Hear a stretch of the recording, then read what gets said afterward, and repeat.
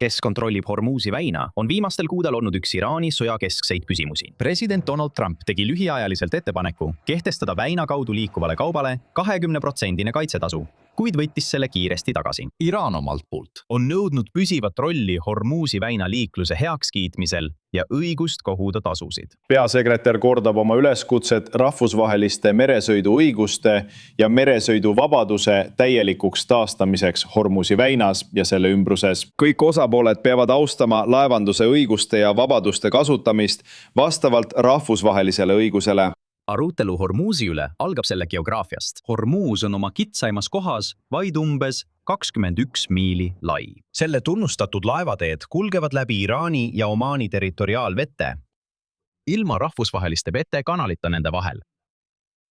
Kuid kuna väin ühendab kahte suuremat veekogu, laevadel, mis ületavad Hormuzi väina, on rahvusvahelise mereõiguse kohaselt kaitstud õigus, mida nimetatakse transiitläbisõiduks. Iraanil ja Omaanil on õigus reguleerida laevaliiklust ja ohutust oma vetes, kuid nad ei tohi peatada läbipääsu ega teha vahet erinevate riikide laevade vahel.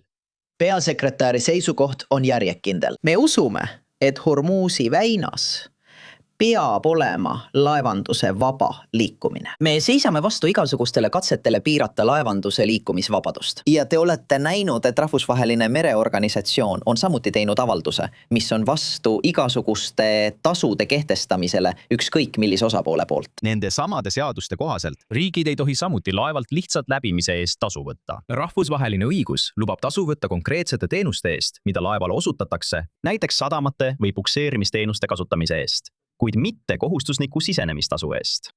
Teheraan väidab, et ta tagab turvalisuse ja korraldab liiklust. Kuid Iraan on samuti ähvardanud ja rünnanud laevu, mis ei järgi tema eelistatud marsruuti. Ta on öelnud, et sõbralikud riigid võivad saada juurdepääsu, samas kui Iraani vaenlastega seotud laevad peavad arvestama piirangutega. See ei ole neutraalne liikluse korraldamine. Iraan püüab seda süsteemi kehtestada ka väina Omaani poolel, kus laevadel ei pruugi olla vajadust Teherani teenuste järele. Malakka väin näitab, kuidas rannikuriigid saavad suurt veeteed hallata, ilma et sellest saaks poliitiline mõjutusvahend. Malakka väin kulgeb samuti ainult territoriaalvetes. Indoneesia, Malaisia ja Singapur jagavad vastutust ühe maailma kõige tihedama laevatee eest. Nad haldavad seda ühise mehhanismi kaudu, mitte ei lase ühel riigil nõuda ainukontrolli. Rannariigid teevad koostööd laevandusriikide ja merendustööstusega navigatsioonivahendite, ohutuse ja keskkonnakaitse alal. Teised valitsused võivad nende projektide toetamiseks anda raha või varustust, kuid mis kõige tähtsam, need panused on vabatahtlikud.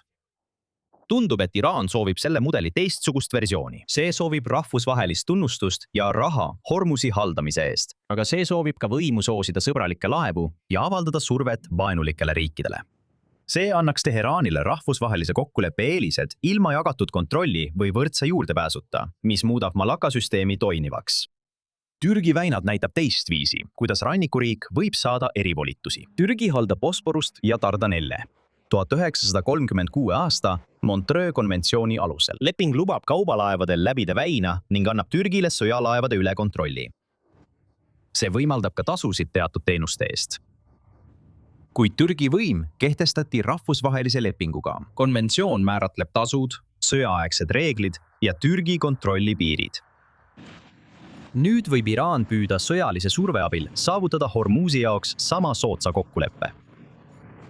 Selline kokkulepe võiks anda Teheranile tunnustatud rolli liikluse haldamisel ja teatud tasude kogumisel. Kuid erinevalt Montreux konventsioonist sõlmitakse kokkulepe täiendavate häirete ähvardusel. Iraan võiks kasutada survet, et kindlustada tingimused, mis tugevdavad tema kontrolli väina üle ja soosivad tema enda poliitilisi huve. Ja me sooviksime Ameerika Ühendriikidesse tohutult investeerida erinevalt tasu küsimisest.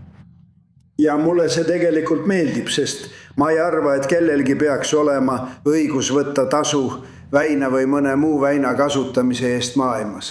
Ma ei arva, et keegi peaks sellises olukorras olema. Gibraltari väinas kehtib tavalisem reegel. Selle veed kuuluvad rannikuriikide suveräänsuse alla, kuid kaubalaevadel on siiski transiidõigus Atlandi ja Vahemere vahel. Neilt laevadelt võid tasu võtta, kui nad sisened sadamasse või taotlevad teenust, aga mitte lihtsalt ületamise eest. Inimeste poolt rajatud kanalid, nagu Suessi ja Panama kanalid, on erinevad. Nende tasud katavad ehitatud infrastruktuuri kasutamise kulud, mis teeb neist täiesti erineva juhtumi. Trumpi ettepanekus vihjati lühidalt, et sõjaline kaitse võiks muutuda kohustuslikuks transiiditasuks. Selle otsuse tühistamine taastas traditsioonilise Ameerika seisukoha, et rahvusvahelised väinad peaksid jääma avatuks ilma tasudeta. Kui Iraan püüab ametlikustada suuremat kontrolli Hormuzi üle, tema läbirääkimised USA-ga on paljastanud suure takistuse. Kokkuleppe saavutamine paberil võib osutuda lihtsamaks kui selle elluviimine, eriti kui Iraani rünnakud laevandusele jätkuvad.